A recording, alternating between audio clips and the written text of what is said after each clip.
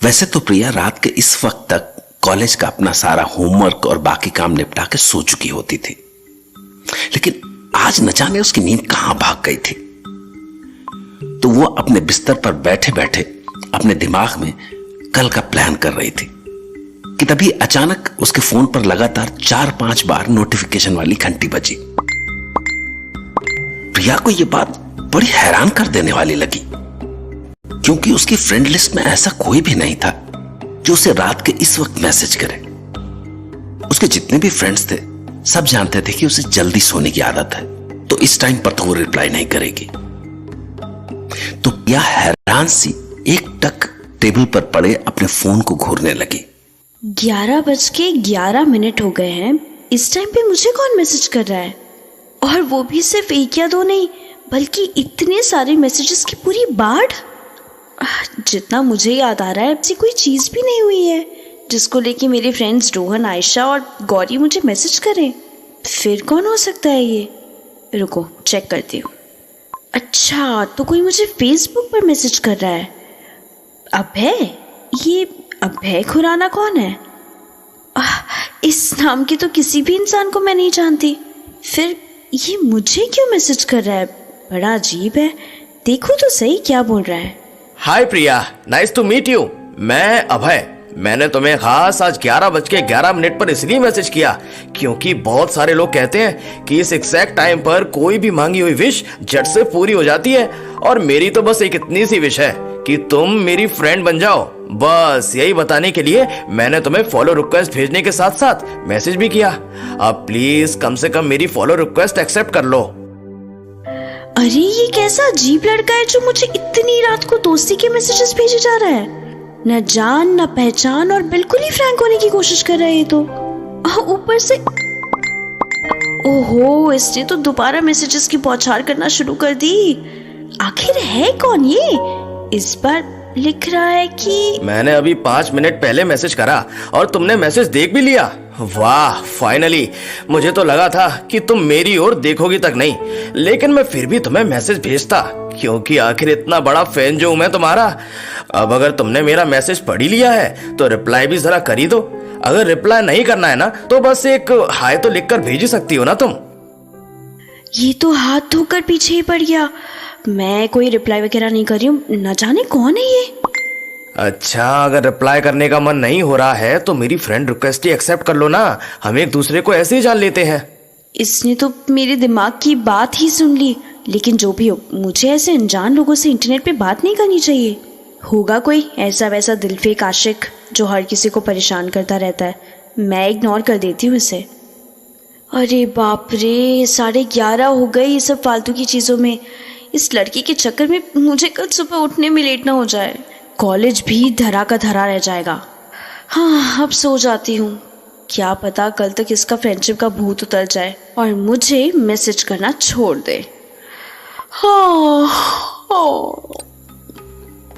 अगले दिन प्रिया दोबारा फिर से उसी वक्त यानी रात के 11 बजे फ्री होकर बैठी थी, तो उसके फोन पर मैसेज वाली 3-4 घंटियां एक बार फिर से बजी। और सबसे ज्यादा हैरान करने वाली बात उसे ये लगी कि इस बार भी अभय ने उसे एग्जैक्टली उसी टाइम पर मैसेज भेजा था, ठीक कल के ही वक्त पर, यानी 11:11। ये लड़का आखिर मुझे इतने मैसेजेस क्यों भेजता रहता है? और सबसे बड़ी बात, ये मुझे जानता कैसे है? इसे मेरी ही प्रोफाइल क्यों मिली है ऐसे मैसेजेस भेजने के लिए? गुड इवनिंग मिस प्रिया। आज दोबारा से आपका दोस्त 11:11 पर आपको परेशान करने आ गया है। चिंता मत कीजिए, मैं आपको ज्यादा इरिटेट नहीं करूंगा और ना ही मैं ऐसे लड़कियों को रात को परेशान करने वाला कोई छिछोरा लड़का हूँ। मैं ऐसे कभी किसी को मैसेज भी नहीं करता, लेकिन मुझे बस आपसे दोस्ती करनी है। आप बस रिप्लाई तो कर दीजिए। कब से मैसेज सीन किए जा रही हैं। ओह, आज फिर से शुरू हो गया इसका ड्रामा। उफ गॉड। मैं जानता हूँ कि तुम अंदर ही अंदर इसी सोच में पड़ी होगी कि मैं तुम्हें ही क्यों ऐसे मैसेज करता हूँ, लेकिन इसके पीछे भी एक स्पेशल रीजन है। मैं ये तो तुम्हें बता चुका हूँ कि मैं तुमसे दोस्ती करना चाहता हूँ, पर बात सिर्फ फ्रेंडशिप की नहीं है। मैं तुम्हारा बहुत ही बड़ा फैन हूँ। तुम जो अपने फेसबुक पेज पर एक ही रोमांटिक सीरीज का हर दिन अलग अलग एपिसोड लिखती हो ना, मैं ना जाने कब से उसे पढ़ता आ रहा हूँ। मानो या ना मानो, तुम्हारा नया पोस्ट किया हुआ एपिसोड पढ़ना मेरे दिन का सबसे बेस्ट पार्ट होता है। तो जब से मैंने वो कहानी पढ़नी शुरू किया ना, मैं सिर्फ तुम्हारे काम का ही नहीं बल्कि तुम्हारा भी फैन हो गया हूँ। मुझे ऐसा लगता है कि हमारे व्यूज बहुत मिलते हैं और अगर हमारी दोस्ती हो गई ना तो हमारी खूब जमेगी। अब तो मैंने तुम्हें इतना लंबा चौड़ा रीजन भी दे दिया है, अब तो कम से कम मेरे मैसेज का रिप्लाई कर दो। आज रात भी मुझे ऐसे सीन पर छोड़कर कहीं सोने मत चली जाना। कैसा छिछोरा है, ये तो पीछे ही पड़ गया। लेकिन मैं भी इतनी जल्दी पिघलने वाली नहीं हूँ। मैं इसे रिप्लाई करूंगी ही नहीं। और रिप्लाई तो छोड़ो, मैंने इसके मैसेजेस देखने भी नहीं है अब। तो न तो प्रिया ने 2-3 दिन तक फेसबुक खोला और न ही अभय बाज आया। लगातार वो एग्जैक्ट रात के 11:11 पर मैसेज करता रहा।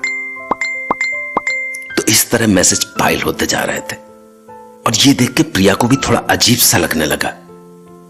अभय को लेकर उसका दिल पिघला तो नहीं, पर हां उसके दिमाग में ये जानने की क्यूरियोसिटी जरूर जग उठी थी कि आखिर ये अभय है तो है कौन।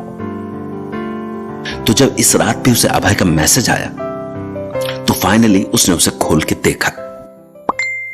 अरे प्रिया जी, कहाँ गायब हो गई हैं आप? कहीं तो मुझसे नाराज तो गई हो? हाँ, क्योंकि तुमने तो 2-3 दिन से मेरे मैसेज तक पढ़ने छोड़ दिए हैं। मैं एक रिप्लाई तो मांग रहा हूं बस तुमसे, और रिप्लाई भी छोड़ो, मेरी फ्रेंड रिक्वेस्ट ही एक्सेप्ट कर लो ना। इतनी भी क्या नफरत है तुम्हें मुझसे? अगर दोस्त नहीं तो अपनी कहानियों का फैन समझ के मुझसे बात करनी शुरू कर दो। मैं सचमुच तुम्हें ज्यादा परेशान नहीं करूंगा। अब ऐसे चुपचाप बैठने से कुछ नहीं होगा। मुझे ये जान के ही रहना है कि अब आखिर ये है कौन और मुझे हर रात ऐसे मैसेजेस क्यों भेजता है। आज तो लगता है इसे रिप्लाई करना ही पड़ेगा। मैसेज में लिखती हूँ, कौन हो तुम? लिख दिया, अब सेंड। देखते हैं अब ये लड़का।